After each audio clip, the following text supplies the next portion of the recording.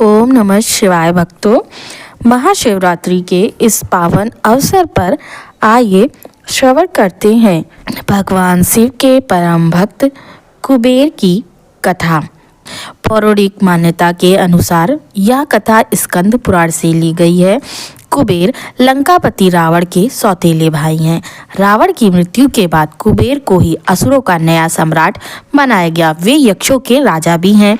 वे उत्तर दिशा के दिक्पाल हैं और लोकपाल भी माने जाते हैं। इनके पिता महर्षि विश्रवा थे और माता देववर्णी थी। इन्हें भगवान शिव का परम भक्त और 9 निधियों का देवता भी कहा गया है। कुबेर के धन के देवता बनाने के पीछे कई किंवदंतियां हैं। माना जाता है कि कुबेर पिछले जन्म में एक चोर थे।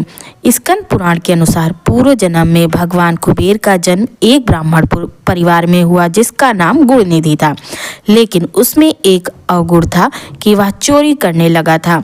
इस बात का पता चलने पर उनके पिता ने उसे घर से निकाल दिया। बेघर होने के बाद गुणनिधि की स्थिति अत्यंत दयनीय हो गई। वे भिक्षा मांगकर अपना जीवन व्यतीत करने लगे। एक बार ऐसे ही दर दर भटकते भटकते वे जंगल में निकल गए। उसी रास्ते से कुछ भोजन सामग्री लेकर एक ब्राह्मण समूह वहां से गुजर रहा था।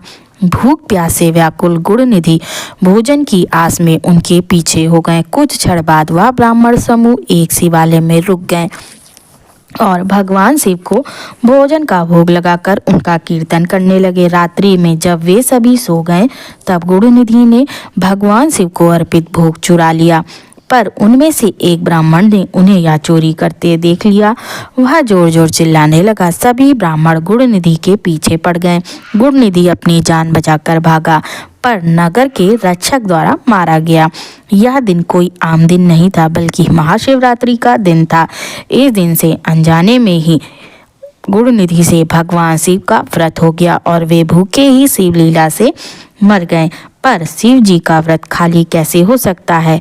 गुणनिधि का नया जन्म हुआ। नए जीवन में वे कलिंग के राजा बने और महान शिव भक्त हुए। अपनी अटूट शिव भक्ति से उन्हें भगवान शिव ने यक्षों का स्वामी तथा देवताओं का कोषाध्यक्ष बना दिया। इस तरह से एक गरीब ब्राह्मण को भोलेनाथ ने धन का देवता कुबेर बना दिया।